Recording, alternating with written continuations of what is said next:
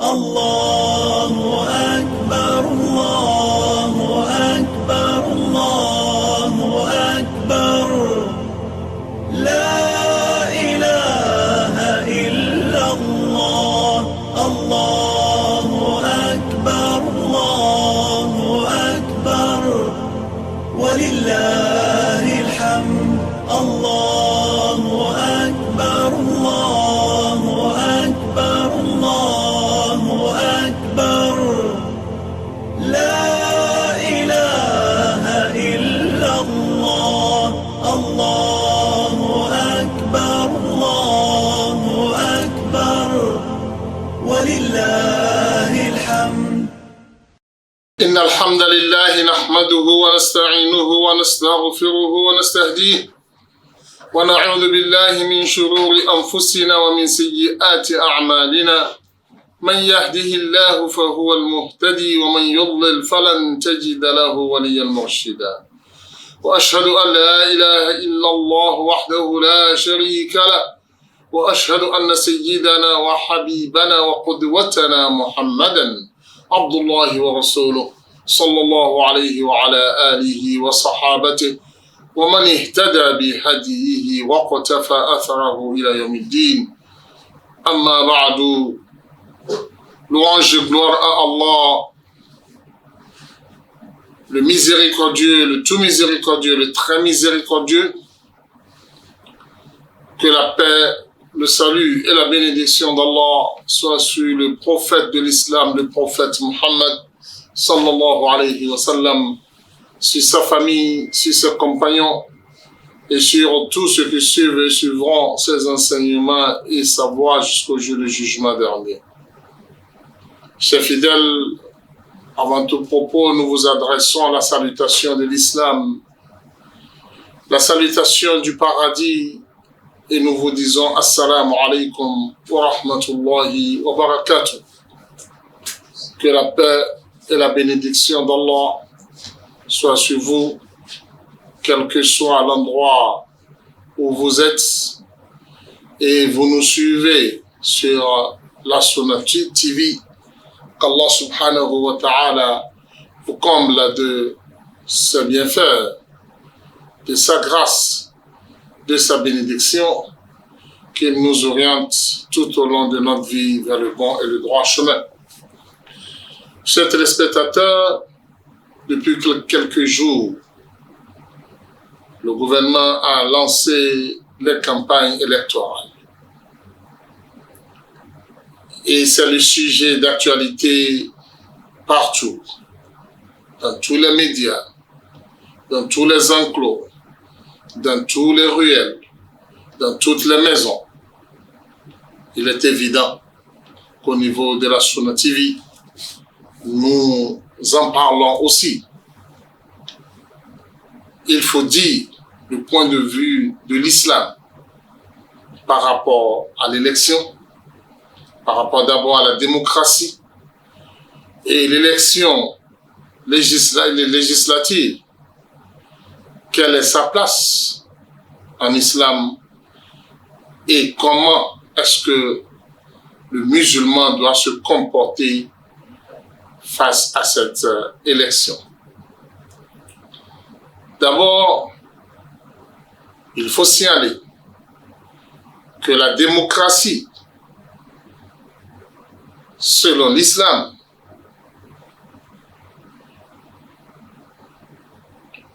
répond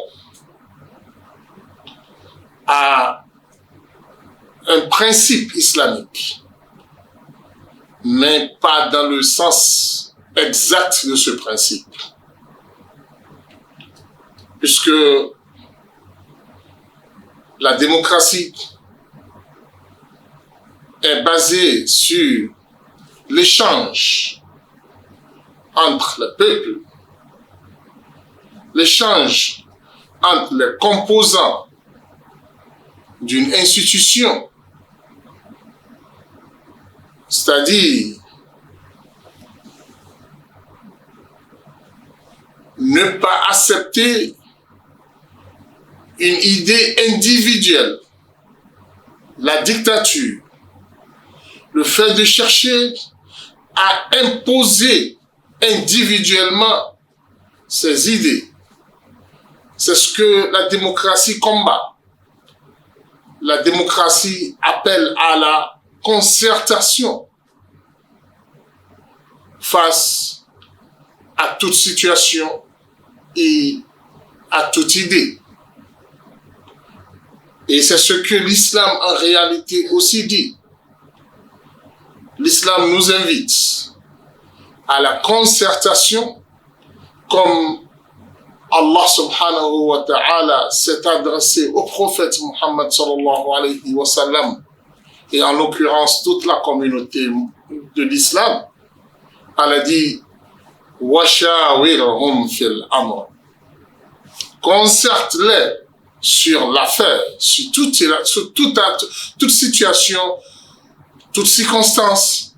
Tu ne dois pas imposer ton idée, tu ne dois pas être dictature dans ce que tu veux faire. Il faut les concerter avant de prendre une décision. Et lorsque tu décides de quelque chose, Allah dit « Tawakkal ala Allah » confie-toi à Allah subhanahu wa ta'ala. Ce qui veut dire que ce principe de concertation et de débat et d'échange d'idées avant la prise d'une décision est un principe de base en islam. Allah subhanahu wa ta'ala confirme cela dans un autre verset. وَأَمْرُهُمْ شُورًا بَيْنَهُمْ وَمِمَّا رَزَقْنَاهُمْ يُنْفِقُونَ. Les croyants, les musulmans, أَمْرُهُمْ شُورًا بَيْنَهُمْ. Toutes leurs affaires sont basées sur la concertation. Ils se concertent sur tout. Et ils dépensent tout le temps de ce qu'Allah subhanahu wa ta'ala les a attribués. Mais où est-ce que l'islam diffère de la démocratie? C'est sur le principe de la majorité. La démocratie prône la majorité dans toutes choses. Si la majorité a déjà dit ceci, on doit aller là-bas, on doit suivre cela.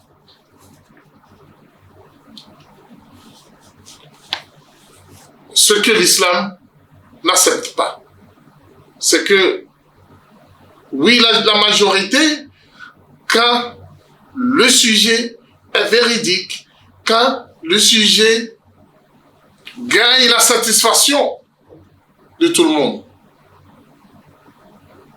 Si le sujet gagne déjà la satisfaction de tout le monde, oui, la majorité. Si l'objet de débat est une vérité et appelle à la vérité, et la majorité va vers cette vérité, l'islam est pour. Alors l'islam ne parle pas d'une majorité pour la majorité. L'islam parle de la majorité lorsque l'objet de débat est véridique et la décision est bonne. Mais si la vérité se trouve avec la minorité, l'islam dit laissez cette majorité d'un côté et retourner vers la vérité. Puisque le faux ne deviendra jamais vrai et ne construira jamais une nation, même si tout le monde va vers ce faux-là et tout le monde consomme le faux, tout le monde agit dans le faux. S'il y a déjà une groupuscule de personnes minoritaires quelque part qui parlent de cette vérité, le musulman est appelé à aller vers cette vérité.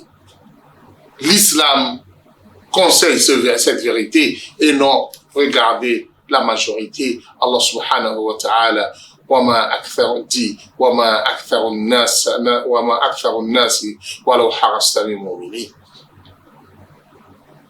وَلَا تَجِدُ أَكْثَرَهُمْ شَاكِرِينَ. Allah subhanahu wa ta'ala dit au prophète Muhammad sallallahu alayhi wa sallam, la majorité des gens ne seront pas des croyants. Et le shaitan a déjà annoncé à Allah subhanahu wa ta'ala lorsqu'il a été banni en disant وَلَا تَجِدُ أَكْثَرَهُمْ شَاكِرِينَ. Tu ne verras jamais la majorité d'entre eux reconnaître ton adoration et suivre tes enseignements. Ce qui veut dire que c'est la minorité qui sera des croyants. C'est la minorité qui suivra la voie d'Allah subhanahu wa ta'ala. Alors dans ce sens, l'islam invite à la vérité, quel que soit le nombre de ceux-là qui en parlent. Là, c'est la divergence entre cette démocratie et cette vérité et l'islam. Alors si nous trouvons au sein de la démocratie des principes qui donnent force à la minorité et qui donnent force à la vérité, quelle que soit la source, quel que soit le groupe qui la porte, alors bravo à cette démocratie. Bravo à cette démocratie et l'islam souhaite la bienvenue à celle-ci. Il faut aussi parler que du principe de l'élection en islam. Ce principe n'est pas nouveau en islam. Ce principe a été initié par Omar ibn al-Khattab radiyallahu ta'ala anhu. Puisque lorsque le prophète Muhammad sallallahu alayhi wa sallam devrait mourir, le prophète n'a choisi personne pour le succéder.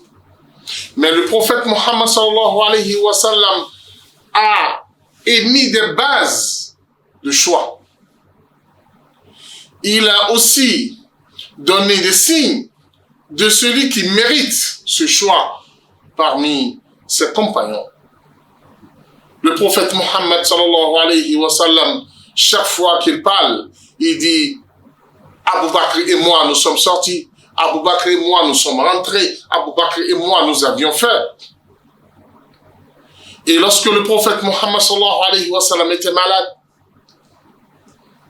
dans ces derniers jours, il a demandé à Abu Bakr de diriger la prière à sa place. Et il suivait la prière de Abu Bakr.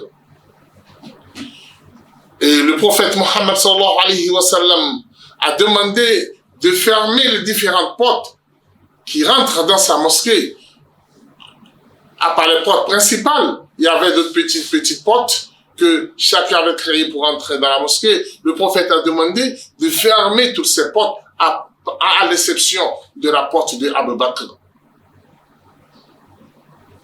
Toutes ces preuves ont servi aux compagnons du prophète Muhammad sallallahu alayhi wa sallam après sa mort de savoir que c'est Abu Bakr qui mérite d'être élu et d'être choisi pour succéder au prophète Muhammad sallallahu alayhi wa sallam.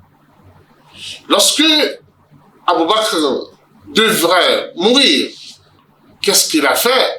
Abu Bakr a choisi directement Omar ibn al-Khattab radiyallahu ta'ala anhu, puisque le prophète Muhammad sallallahu alayhi wa sallam a déjà témoigné la force de Omar en matière de gouvernance et en matière de foi, en matière de gestion. Où le prophète Muhammad sallallahu alayhi wa sallam disait wa ashadduhum ala dinillahi Omar. Ce témoignage a servi pour Abu Bakr de choisir Omar comme son successeur après sa mort. Mais lorsque Omar a été poignardé et ses jours il ne lui restait que quelques jours. Ces jours sont comptés. Omar a appelé à une élection pour son successeur, pour choisir son successeur, pour élire son successeur. Omar a proposé 8 candidats. Et il a demandé aux musulmans de choisir le chef entre ces 8 candidats pour le succéder. Et il a choisi un conseil pour surveiller cette élection. Là, c'est Omar ibn Khattab radiyallahu ta'ala anhu qui a initié l'idée de l'élection en islam. Mais faites attention. Qui sont les 8 candidats choisis par Omar? Puisqu'il s'agit d'affaires de l'islam, il s'agit de l'État islamique, il s'agit de la gouvernance islamique et la gestion de l'islam et des affaires des musulmans. Omar a dit, nous en islam, nous concourons pour le paradis. Tout ce que nous faisons sur la terre, c'est pour gagner ce paradis. Alors, si quelqu'un doit être candidat pour ce poste, il doit être quelqu'un à qui le prophète Mohammed sallallahu alayhi wa sallam a déjà garanti le paradis. Suivez très bien. C'est quelqu'un qui est déjà dans le paradis, mais en étant vivant. Alors celui-là ne pourra jamais conduire à l'enfer. Et ceux qui vont le suivre dans ses pas iront avec lui dans le paradis. Ce qui veut dire qu'il a déjà les caractéristiques d'un homme du paradis. C'est pour cela que Omar a dit, les 8 qui méritent d'être candidats, c'est les 8 restants parmi les 10 à qui le prophète Mohammed sallallahu alayhi wa sallam a garanti le paradis. Regardez la sagesse. Radiyallahu ta'ala anhu. C'est ainsi qu'après la mort de Omar ibn Khattab radiyallahu ta'ala anhu, les 10 se sont rassemblés sous l'œil vigilance du conseil choisi par Omar ibn Khattab radiyallahu ta'ala anhu. Et quelle était la décision? La décision est que chacun cédait sa place à l'autre. Ils étaient 8. 4 ont cédé leur place aux 4. Maintenant, quand il ne restait que 4, les 4 aussi ont échangé entre eux et ont cédé leur place à 2.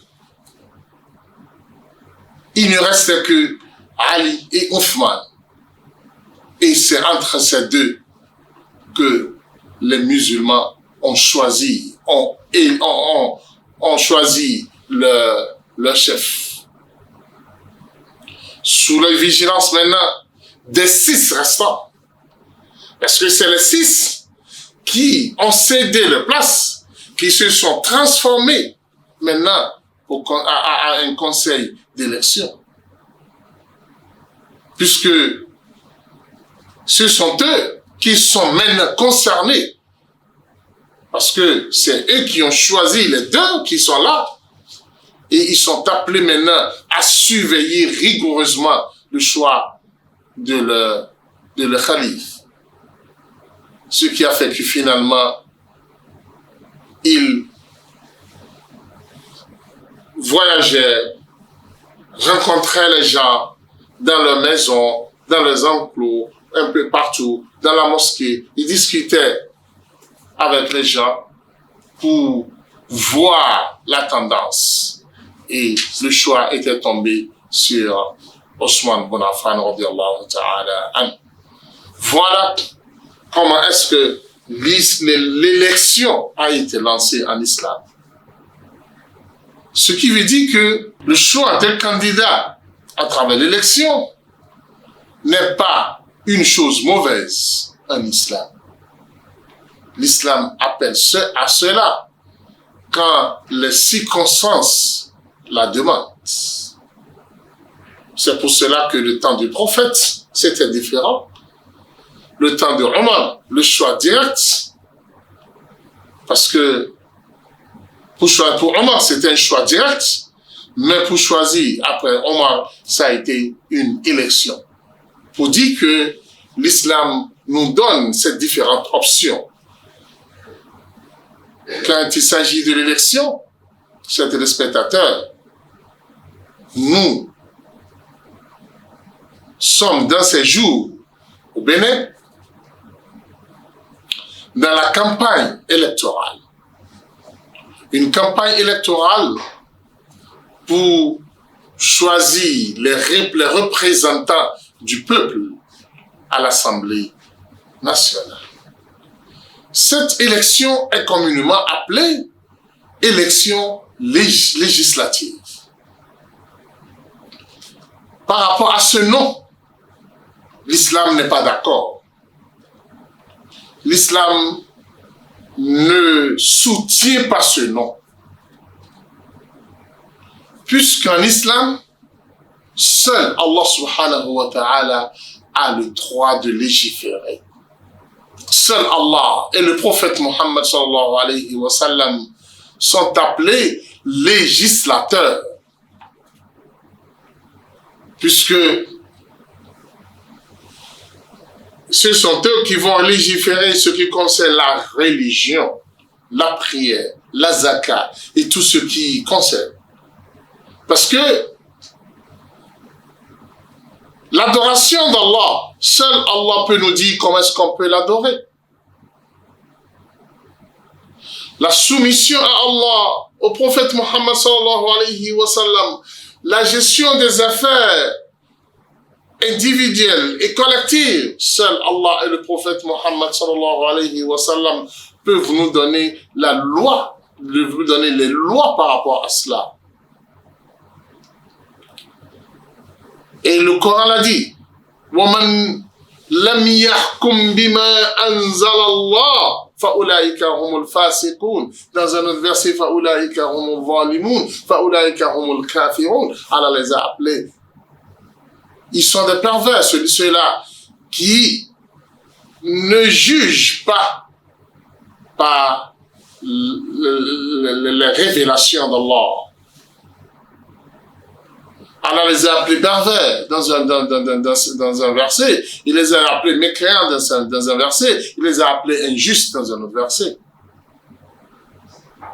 Ce qui a amené la plupart des pays islamiques qui n'ont pas le choix que d'avoir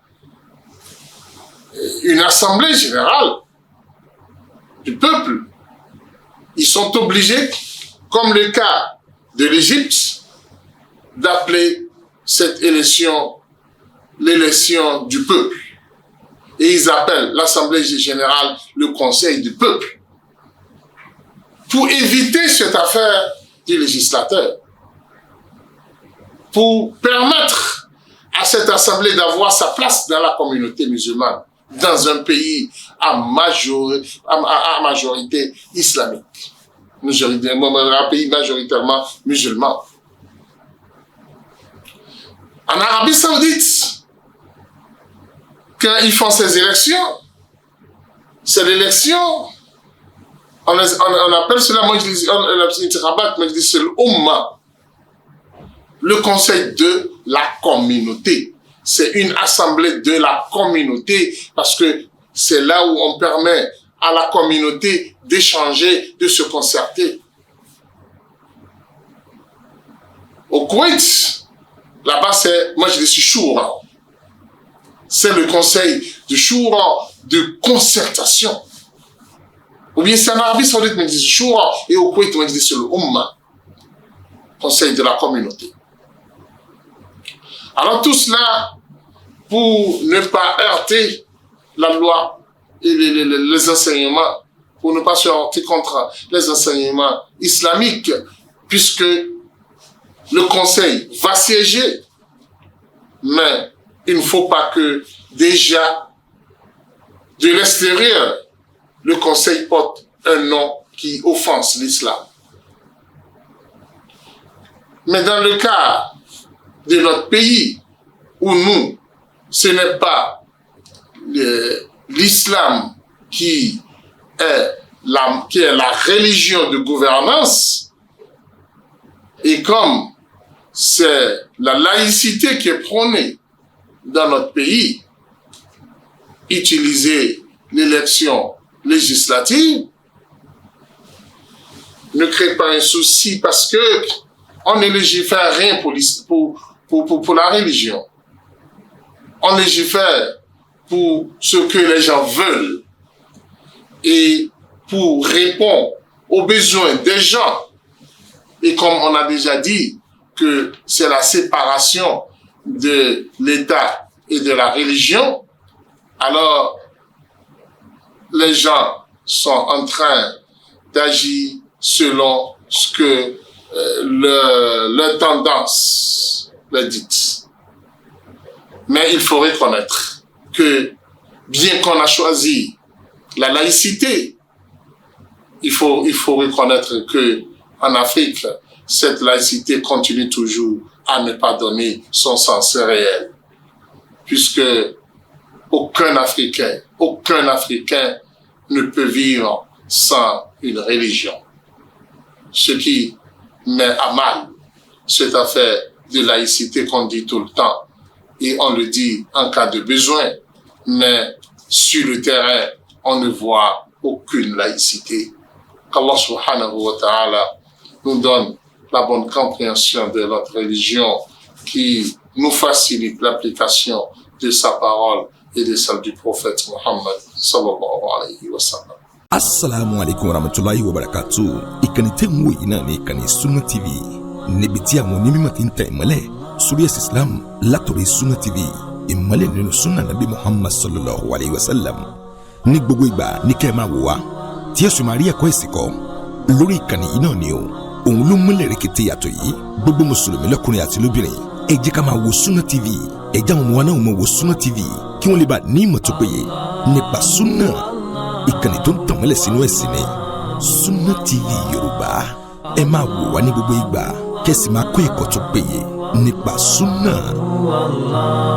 Alhamdulillah, wassalatu wassalamu ala rasulillah. Chers téléspectateurs, nous poursuivons notre émission qui est autour de l'élection. Et il faut s'y aller après cette introduction sur la démocratie, l'élection selon le point de vue islamique et le sens du mot législation. Nous venons maintenant à l'élection législative. Que doit être le comportement des musulmans face à cette élection? Qui choisit comme candidat? Qui doit être candidat? Et lorsque le candidat est connu, quel conseil donner à ce candidat? Chers téléspectateurs, il faut reconnaître que l'islam a émis des principes pour choisir un candidat et pour faire élire un candidat. Parce qu'il faut savoir, quand nous parlons d'élection, il y a deux rôles qui seront joués. Le premier rôle est lié au candidat et le deuxième rôle est lié au votant, celui qui veut choisir ce candidat. D'abord, nous allons parler du candidat lui-même. Ce candidat, d'abord son choix comme candidat se fait par deux options. Une option est qu'il se choisit lui-même, volontairement, qui dit « je veux être candidat ». La seconde option est qu'on le choisit. Qui mérite d'être choisi? Qui peut se choisir de lui-même, volontairement, qu'il s'annonce comme candidat? Écoutez très bien. Pour quelqu'un qui veut être candidat, Allah subhanahu wa ta'ala nous a parlé dans le Coran du prophète et messager d'Allah subhanahu wa ta'ala, Yusuf alayhi salam,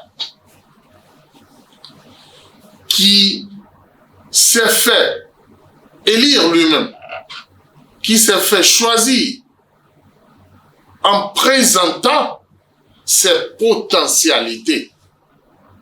En présentant ses potentialités et en constatant qu'il n'y a pas personne meilleur plus que lui dans ce pays-là au moment où il parlait. Alors, pour celui qui veut se faire choisir, celui qui veut se lancer volontairement candidat, il faut que ce dernier constate en lui des potentialités, des compétences pouvant lui permettre d'assumer la responsabilité qui lui sera confiée à ce poste. Yusuf alayhi salam, qu'est-ce qu'il a dit au roi lorsque le roi a voulu le nommer, le choisir un poste? Il a dit « Ij'alni ala khaza'in al-ard, inni hafidhun alim » Suivez bien avec moi. Yusuf disait au roi « Ij'alni ala khaza'in al-ard » Je pense que le poste que je mérite et le poste pour lequel j'ai la potentialité et j'ai la compétence, c'est la trésorerie. C'est la trésorerie. C'est quoi? C'est être ministre des Finances. Ministre des Finances. La gestion de l'argent, la gestion des propriétés de l'État, confiez cela à moi. Mais écoutez bien, qu'est-ce que Youssouf a dit?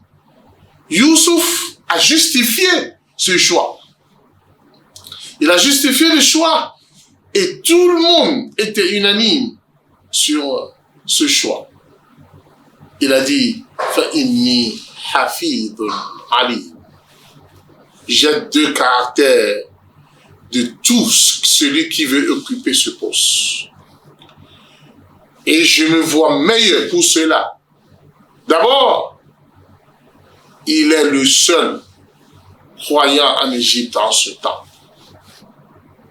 En Égypte, ils étaient tous des idolâtres. Ils adoraient beaucoup de dieux. Et la gestion n'était pas une gestion saine qui respecte le bien public, qui respecte Allah subhanahu wa ta'ala et les enseignements d'Allah. Et Youssouf est la meilleure personne pouvant assurer cela. Bien que le pays était un pays de mécréance, où le roi est idolâtre et le peuple aussi était des idolâtres, mais malgré cela, Youssouf a choisi d'être ministre de la trésorerie, ministre des Finances. Suivez très bien. Youssouf n'a pas dit « Choisissez-moi pour ce poste parce que je suis le prophète, je suis le messager d'Allah. » Non. puisque cette caractéristique est liée à sa religion. La communauté, là où il veut être ministre, ce n'est pas une communauté musulmane et les gens ne reconnaissent pas ce qu'il a comme religion. C'est pourquoi on l'a envoyé pour être ministre. Alors, Youssouf n'a pas soulevé le signe de la prophétie. Et du fait qu'il est messager d'Allah, il a fermé cette page. Il est allé vers ce qui est important sur le terrain.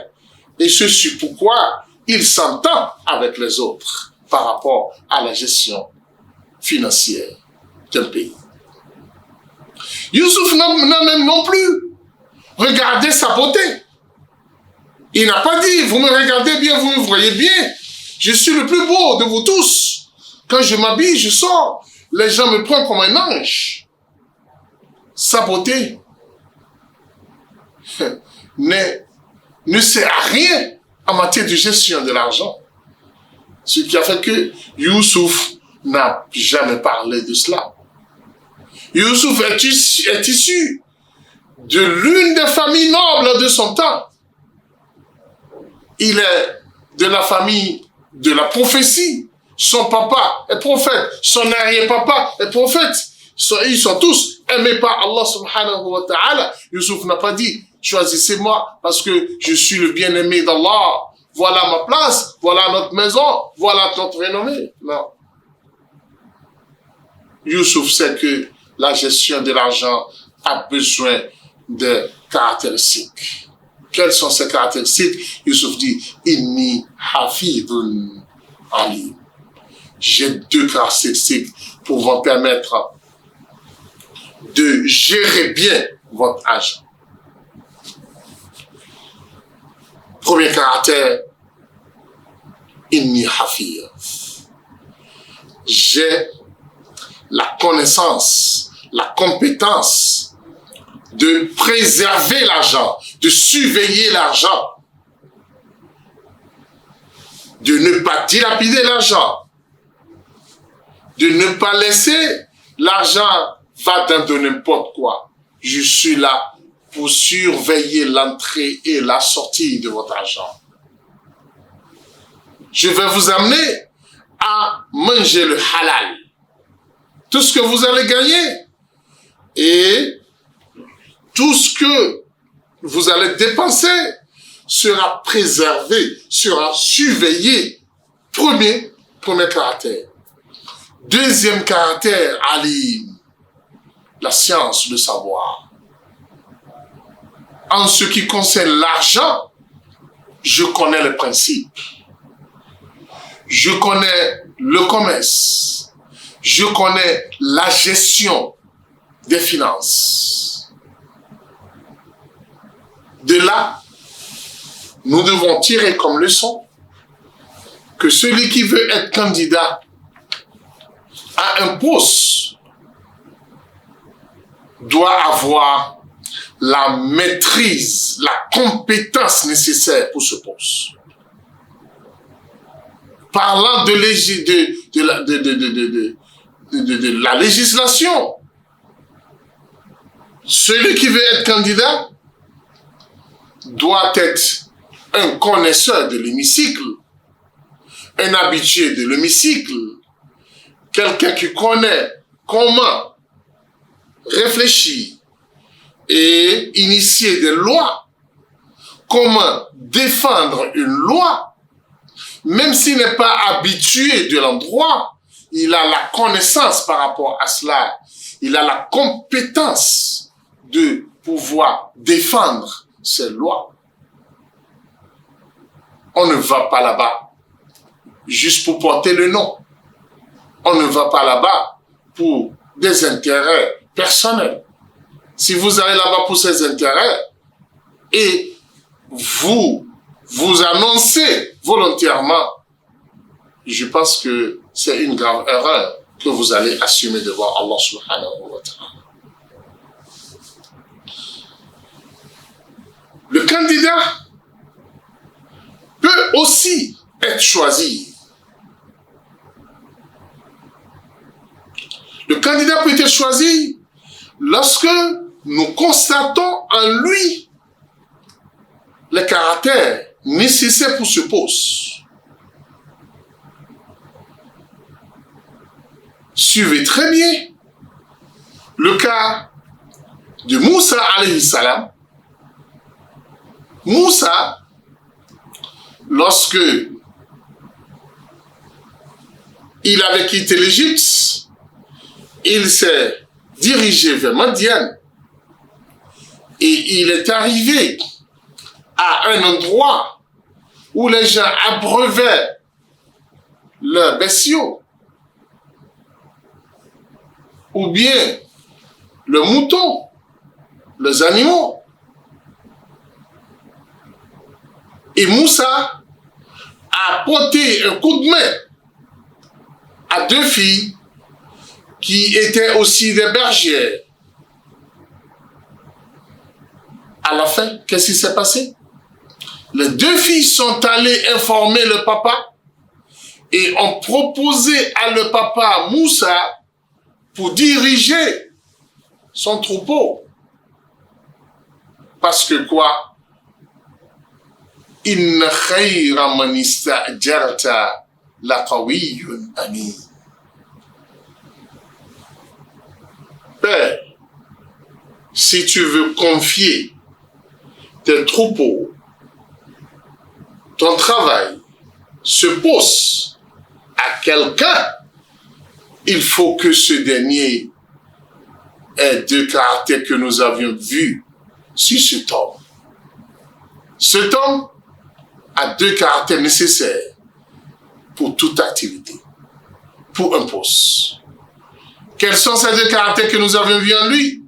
Qawiyun amin. Il a la force nécessaire. Il a la santé nécessaire. Il est capable. Il peut bouger à droite, à gauche. Il est puissant dans son corps. Deuxièmement, amin, il est honnête.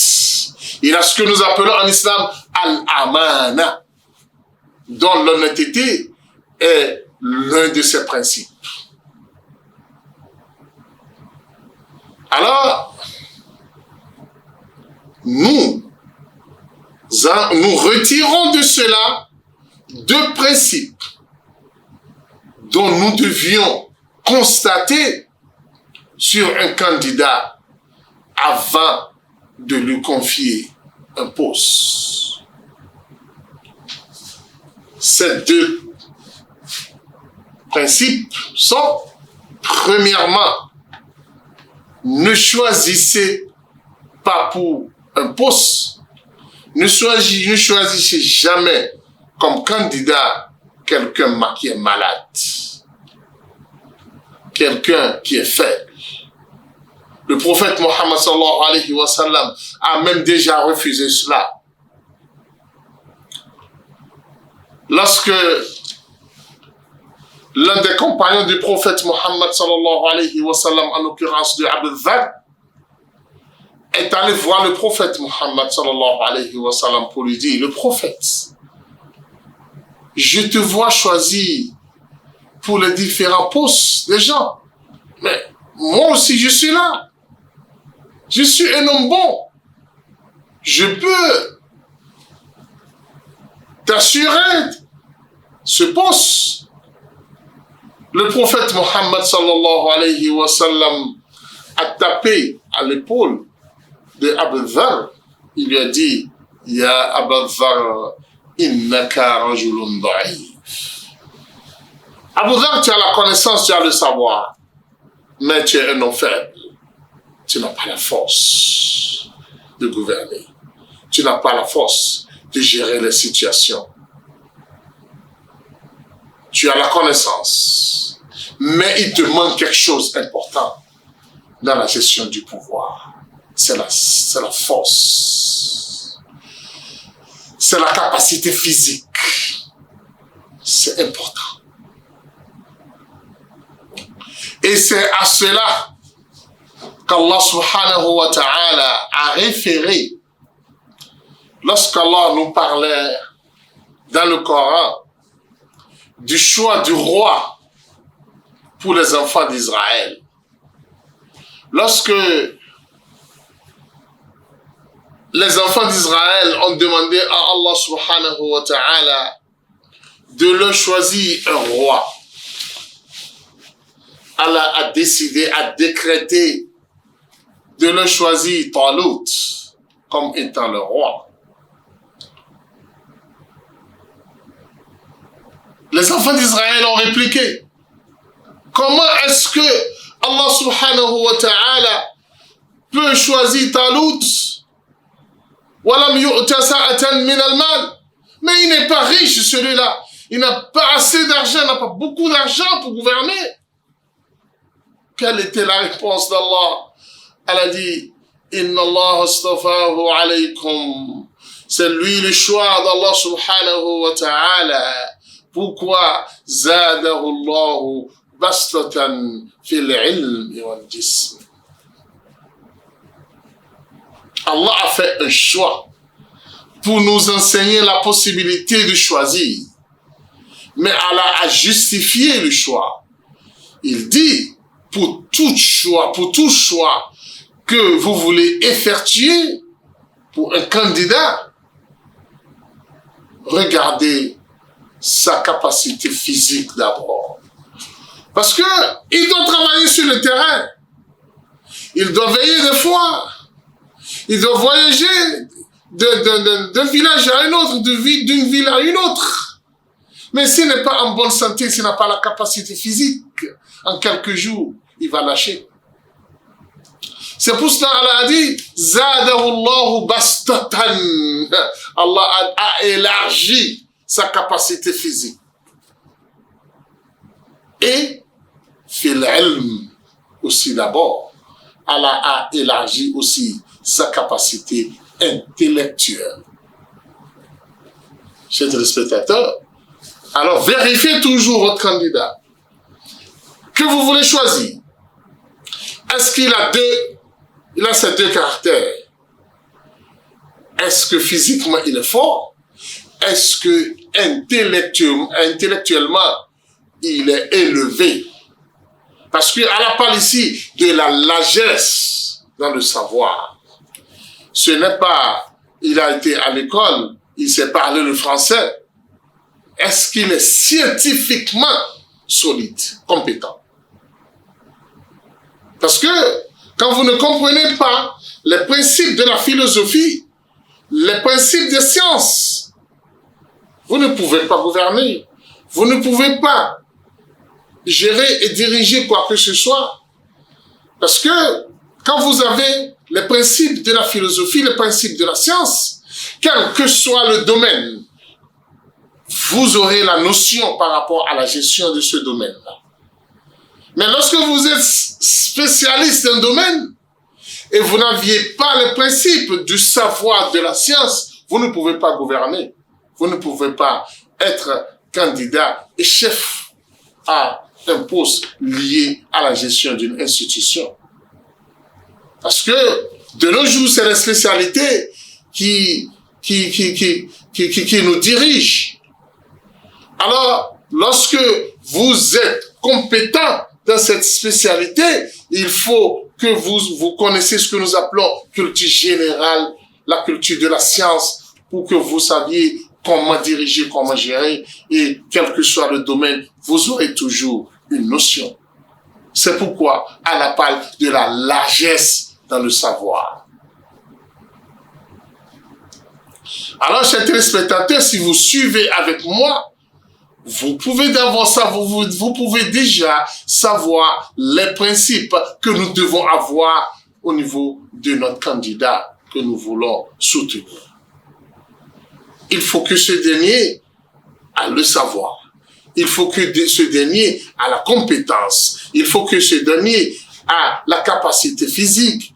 Et suivez bien. Et il a dit, Il faut que ce dernier soit honnête, soit le amana. Le amana, c'est que ne donner à personne sauf ce qu'il mérite.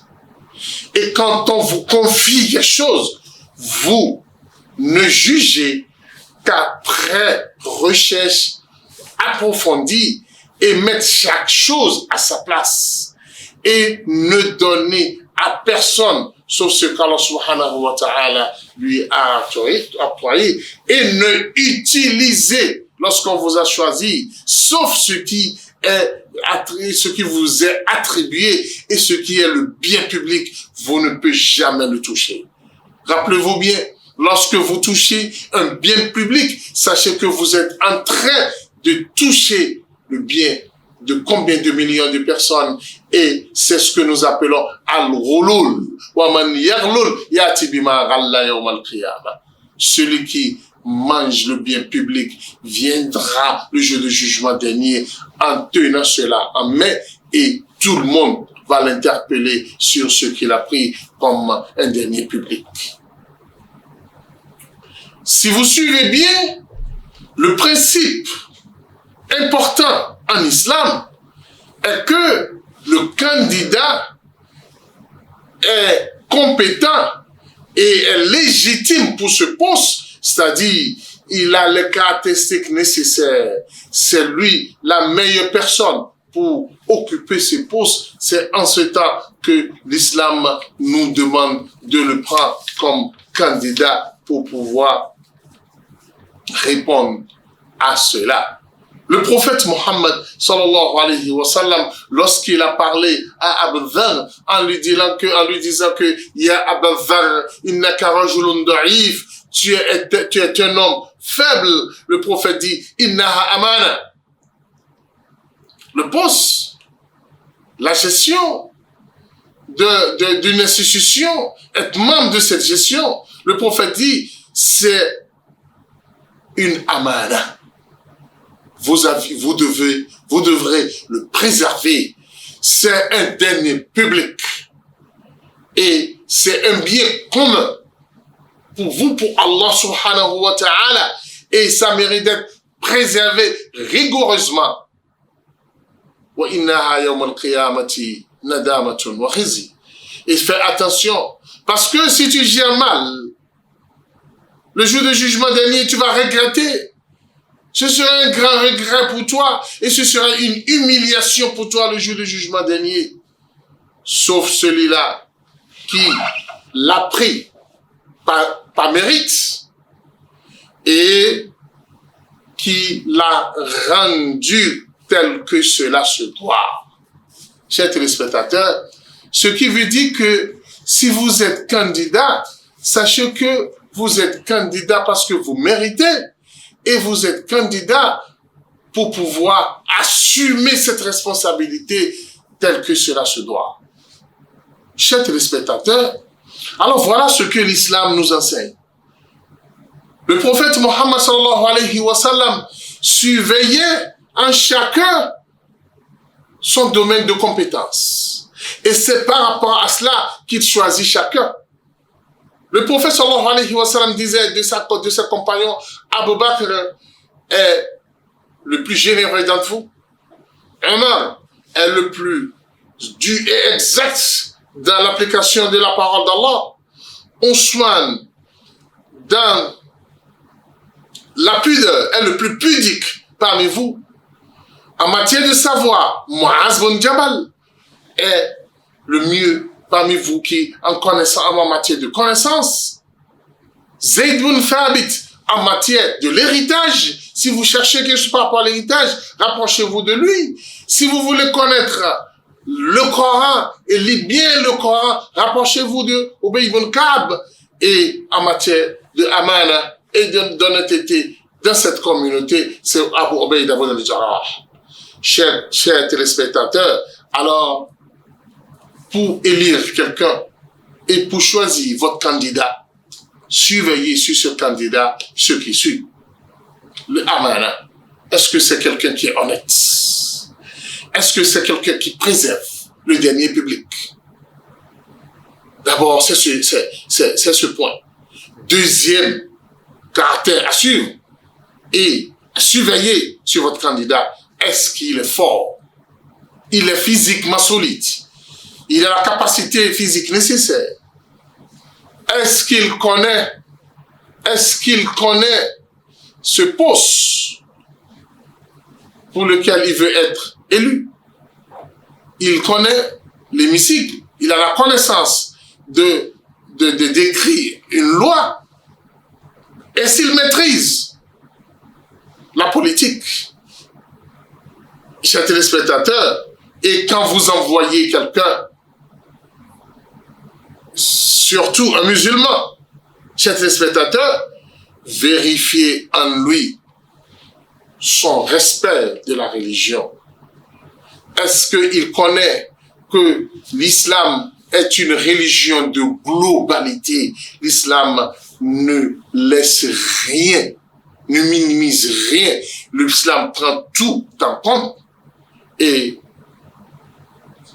le plus important de tout, vérifiez à travers votre candidat son éthique, son comportement, son humilité et sa manière de communiquer avec les gens.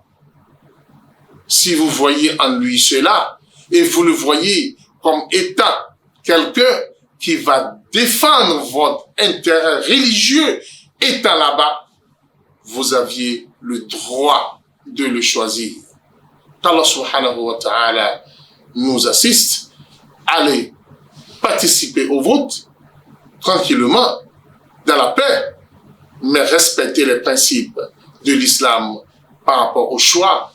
N'écoutez pas ce qui est dit ici et là-bas. Qu'Allah subhanahu wa ta'ala nous dirige vers le bon et le droit chemin et que cette élection se passe dans de très bonnes conditions et que la paix gagne comme d'habitude. Subhanakallahumma bihamdik. أشهد أن لا إله إلا أنت نستغفرك ونتوب إليك.